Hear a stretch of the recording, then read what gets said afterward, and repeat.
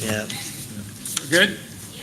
All right, I will call this meeting into order. The first thing, if there's any public comments, please step forward and limit your comments to 2 minutes. Seeing no public comments, we will move on. Music Council? Nothing to report. Athletic Council? Nothing to report. Legislative Council? Nothing to report. Superintendent Strategic Task Force Council? Nothing to report. Superintendent Strategic Plan Projects? We do have a report, and that will come up in Right. an action item. Yep, okay. Communication Committee? Nothing to report. Collective Bargaining? Nothing to report. Central 9? Nothing. RDC? Nothing that pertains to us. All right. Next item on the agenda is the consent agenda. Move for approval. Been moved for approval. Are there any questions or comments on the consent agenda? Mr. Wertz, just a reminder on the addendum, over the next few months, you'll probably be seeing these because unfortunately we have people that are either resigning and they need to accept their new position as soon as they can, or to get our principals to have their new team members on. So you'll see some of that placed. And then in addition, as we've talked about in the past with Mr. Mercer's retirement, he's going to do some work for us. And so this formally sets that up just so we can have Jeff continue to do a few of the projects that we talked about. Yes, very good. Any other questions or comments? Hearing none, all those in favor signify by the sign of aye. Aye. Opposed? Motion passes. And we will move on. Next item agenda is Superintendent Reports, Johnson County Public Library update.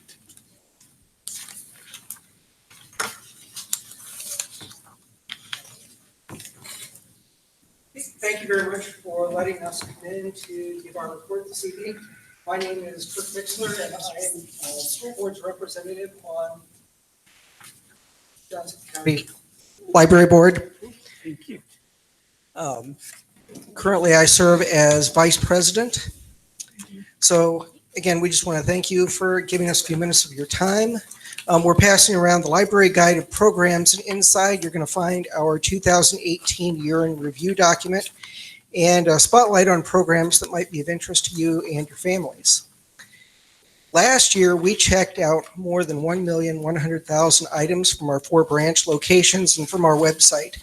And that represents about a 10% increase in materials checked out from 2017. In 2018, we've introduced many new resources and programs. And some of these include a beehive at the Trafalgar branch, pocket Wi-Fi mobile hotspots, and these have been very popular. 32 are currently available with over 90 reserves.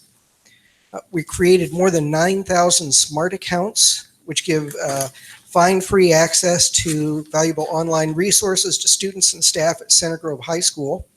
And we also created more than 500 accounts for St. Francis and Clare School and 8,000 smart accounts at Clark Pleasant Schools. So it's soon our goal to reach all of the schools in our library district with this program by 2021 or sooner. We launched the library on the Prairie Festival at the Trafalgar branch last June, and that had more than 600 attendees. And our 5th story walk opened at Windish Park out in Bargersville.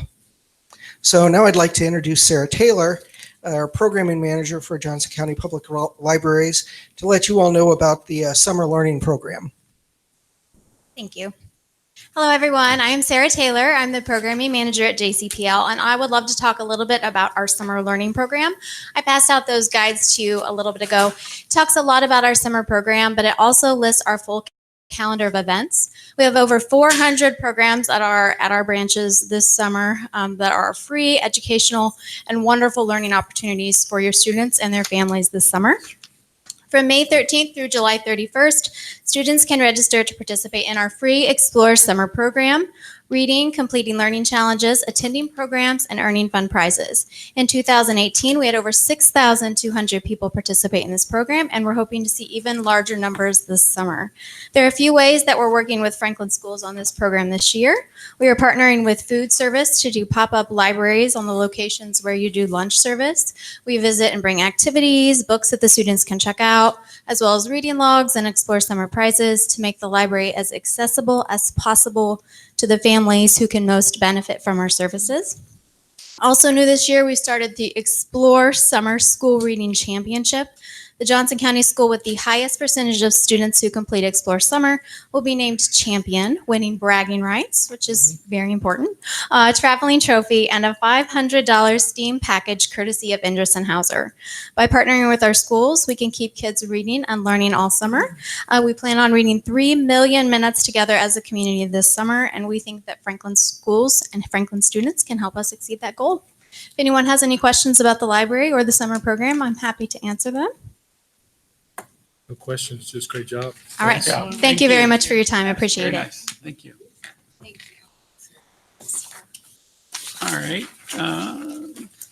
Next item on the agenda, if I could get it up here. That's done.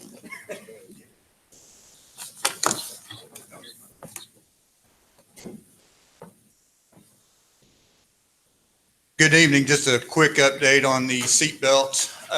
We implemented those seat belts on one bus this year. It was in early March. The implementation couldn't have went any smoother. The driver of that bus, she worked diligently beforehand, talking with her students what to expect and things like that, things that you wouldn't necessarily think about, such as, who gets off the bus first and things like that, make sure that they sat on the aisle side. So everything went real smooth there. Bus referrals dropped significantly on that bus, which is what we were hoping for. Prior to seat belts, we had 59 total referrals. After the seat belts, we had 23. And of those 23, 13 of them were seatbelt violations. So that's pretty good. And of those 13, we had no repeat offenders for not wearing their seatbelts. So it worked out really well. There were 12 referrals total for grades 5 through 12 prior to the seatbelts, and there was 12 referrals after seatbelts. And ironically, all 12 of those were for seatbelt violations. So the older kids struggled more with why they needed to wear them. But anyway, it all went really well, and so I think that's, in my opinion, that's the way that we need to go moving forward. It allows that bus to be a lot quieter and the driver to be able to keep their eyes on the road a lot more rather than looking in the mirror. So those things went well. Any questions on the seatbelt portion of it? Stop arm update. This is a little bit different. I struggle because there's not any data available to say that I can stand here in front of you and say that this is going to decrease the amount of stop arm violations or it's going to increase the number of convictions for stop arm violations. And at $500 per bus, I think, personally speaking, I think that money can be better spent being proactive rather than reactive, such as, perhaps yard signs around the beginning of the school year, just small yard cards saying that, much like the spring motorcycle awareness thing, just making the community aware, reaching out to local businesses and stuff and letting them put it on their billboards as far as, hey, school's back in sessions, be aware of stop arms, and just basically being more proactive in the community to make them aware that, hey, this is, school's starting back up and be aware, and this is what's expected of you. I think that would probably be money better spent for the time being. That being said, in May, Senate Enrolled Act 2 was passed, and there's verbiage in that I'll read it straight out from it.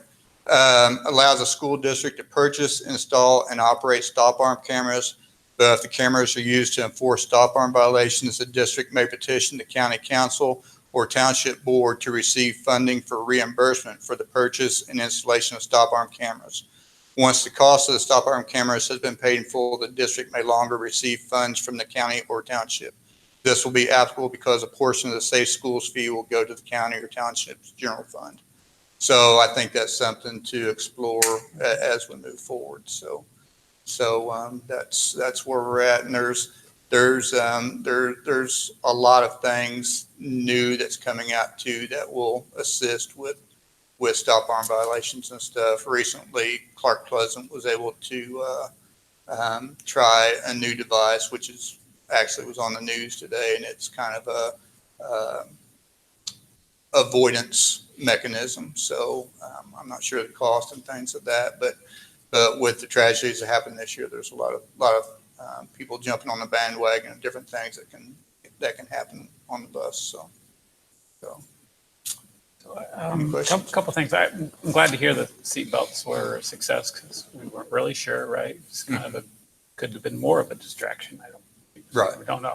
Yeah. We had a feeling that probably was going to be helpful based on, was it Columbus that we talked to? Yeah, Bartholomew County, they've had them on their buses for over 10 years. Okay, And yeah, we showed a video of Okay.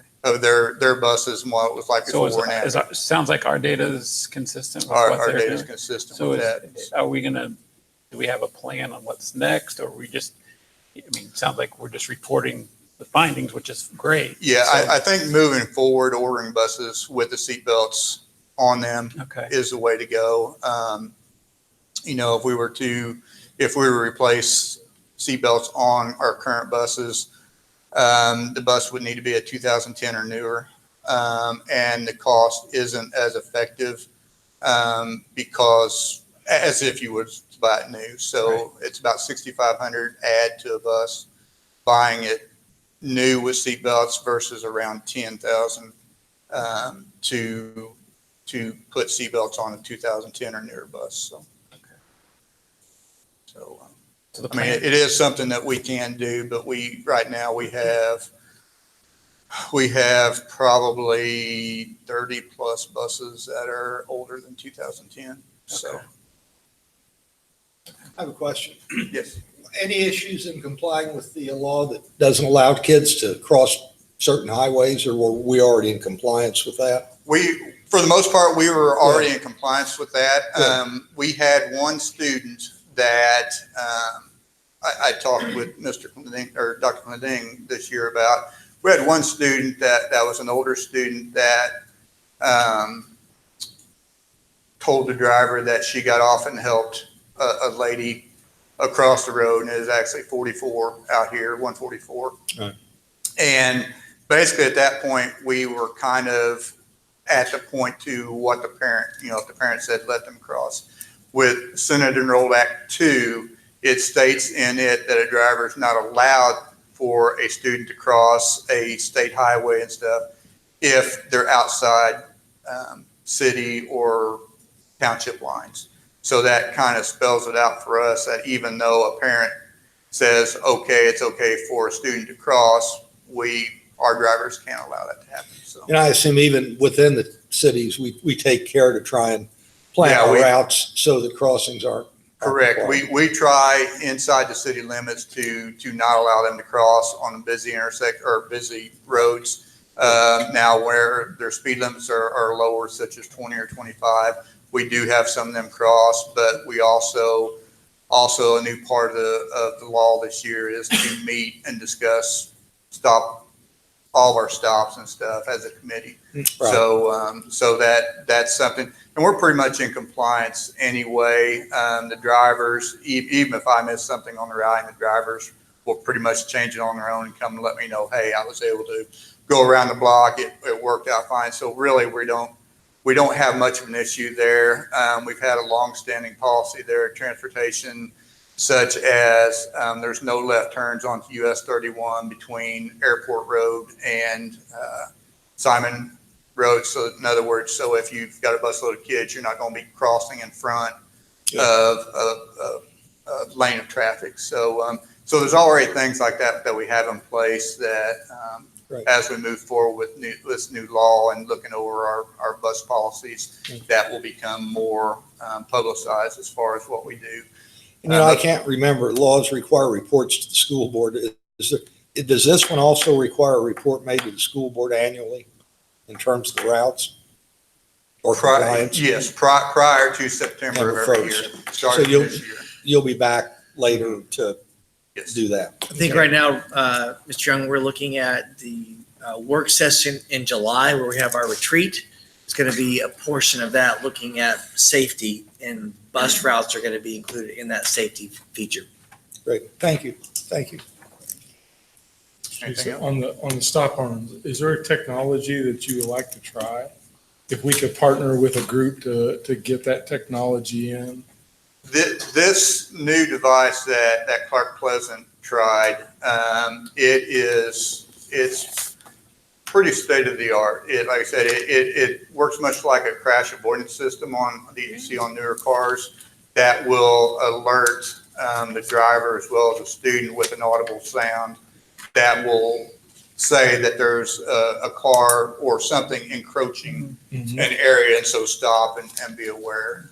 So it's not been out very long, and I don't know a lot about it, but it sounds like it's pretty promising. Again, something that's more proactive rather than reactive, such as, stop arm cameras, because with that, I mean, the only thing you can do is write a ticket, but that's after the fact. So if we can do something that's preventing it ahead of time, I think that would be what we're looking to do. So. Okay, thanks. Any other questions, comments? All right, thank you for the update. We'll move on to the 2019-2020 budget calendar. Ms. Gross? Yes, so you have a timeline for developing. Now, you have a timeline in front of you for development of the 2020 budget. A couple of dates that I'll highlight. August the 12th, we will host a workshop with the board on the 2020 budget. And then September 9th will be our first public hearing on the budget. And then we'll ask the board to adopt formally that budget on October 21st. So I've got due dates noted in there too, or well before the public hearing due date of October 21st. And then as long as we get the adoption done by November 1st, we meet the state's deadline. So we should be fine if we stick to the schedule. Very nice, thank you. Okay, Webin, need a mitigation update. Yeah, I'm going to just start by just letting the board know that we are in the early stages of the process, and I have worked with Mrs. Betts. We're going to chronicle our journey through mitigation for everyone in the community. So we are taking pictures throughout the sessions, and we'll continue to show that at the board meetings. And at this time, I've asked Mr. Sewell to come in and give us an update on the process. So work began on the mitigation system at Webb late last week. I was able to walk through the building this morning and had a meeting with the contractors this afternoon, and we reviewed the schedule and kind of did some fine tuning of some of the placements of the extraction points at Webb. And we reviewed the schedule for next week, which will start some of the coring work that will happen in Eden. The project is slated for completion by July 17th at this point, and looks, I've been very impressed with the steps they've been taking to accommodate the position of the extraction points so they work well with our classroom setups, and also just to help us keep everything clean. So our summer clean process, once we get to the end, is not as difficult as it otherwise would be. But we do have bi-weekly meetings to review progress, and I'm in close contact with them. So things are progressing nicely. Good job. Great. So question if I can. So is weather a factor in their schedule as far as core drilling? No, they are able to manage all of that. Is the coring indoors is protected from the weather, and then they have equipment that they use to kind of capture dust and capture any vapors that are released in the process. So that, again, I was very impressed with how they're managing the process. Thank you for the update. All right, move on to action items, employer choice. Ms. Gross. Yes. Last month, you saw and heard Mr. Mercer's presentation on the recommendations that came from the employer choice committees. And these initiatives are to help recruit and retain great employees. And we feel that the implementation of this will definitely help with our turnover and the retention of our great support staff and teachers. So I would be happy to entertain any questions that you've had. If not, we're requesting to move this discussion item to approval in this meeting. So one question, who's going to own I was it? gonna bring that Who's going to be the process? Mrs. Gross will own this project just as Mr. Mercer would have as the CFO. So Mrs. Gross will oversee the ownership and monitor the control plan. And then additionally, remember, we come back and have a review to the board each year. Mhm. She'll be her responsibility to do Okay. that. Any questions? Mm. All right. Move for approval. Move for approval. Are there any questions or comments? Hearing none, all those in favor signify by the sign of aye. Aye. Opposed? Motion carries. Thank you very much. Thank you. Looking forward to working with these groups.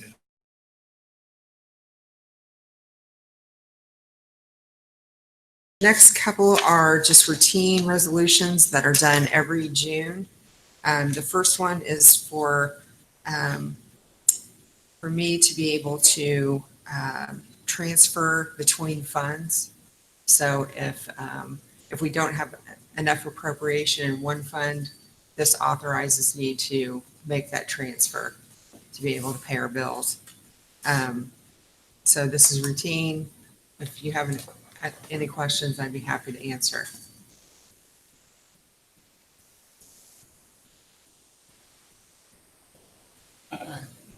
No questions? Questions, all right. It's been moved for approval. We're just doing the first resolution. Yeah, I do them each individually because they are resolutions. Thank you. All right, so if there's no more questions or comments, all those in favor signify by the sign of aye. Aye. Opposed? Motion passes. We'll move on to the next resolution, which is temporary transfer and loan. Again, this is a routine resolution that's typically done in June of every year. And with this resolution, some of our federal grants are reimbursables. So they're at the end of the year, there might be a time where the grant has run in the negative. So in order to close out the books, we need to transfer rainy day funds to cover that, and then Okay. reverse that when the new year opens up. Okay. So that's what this resolution will accomplish.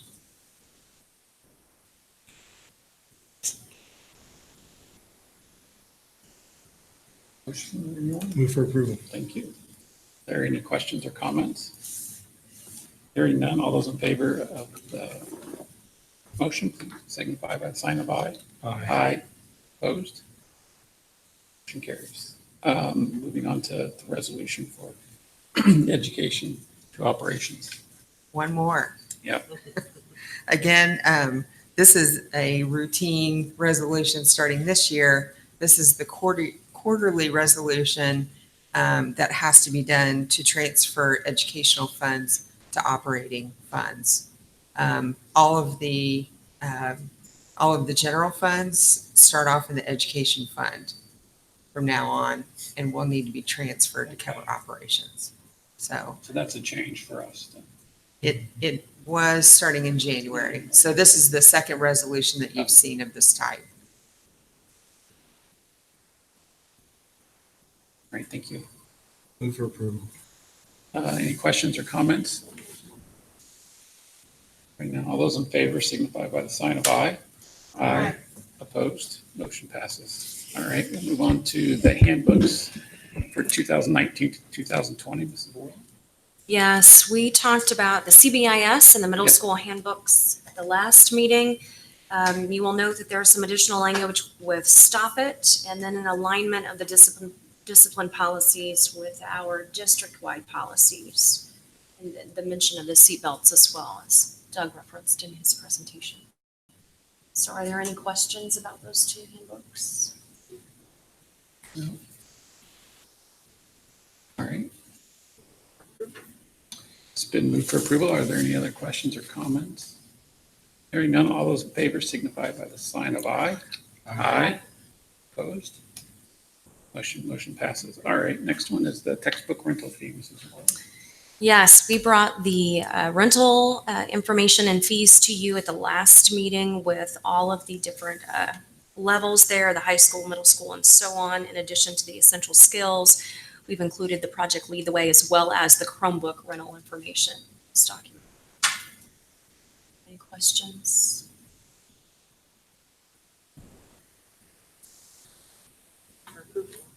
All right, textbook's been moved for approval. Are there any questions or comments?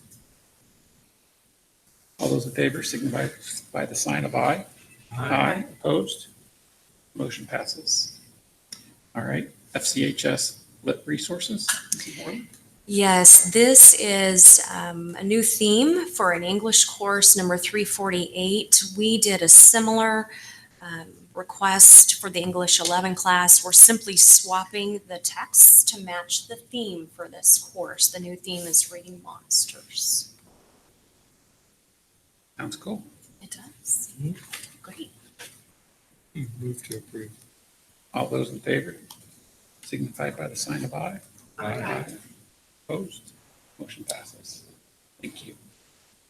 We'll move on to 911 dispatch. Stop it, Mr. Sewell. As you will recall, we have partnered with the Johnson County 911 Dispatch Center to provide after-hours monitoring for the Stop It anonymous reporting app. This agreement, I asked Mr. Young to review for us. It simply provides an indemnification and hold harmless agreement between us and the county in connection with that service they're providing to us. Yes, but only to the extent we have insurance that will cover that indemnification promise. So we want to make sure that we're not indemnifying for something that we don't have insurance coverage to back.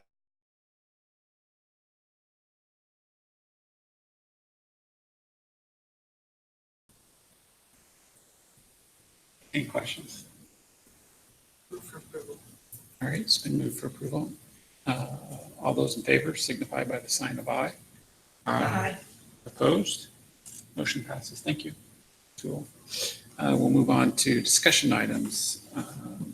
2019-2020 handbook.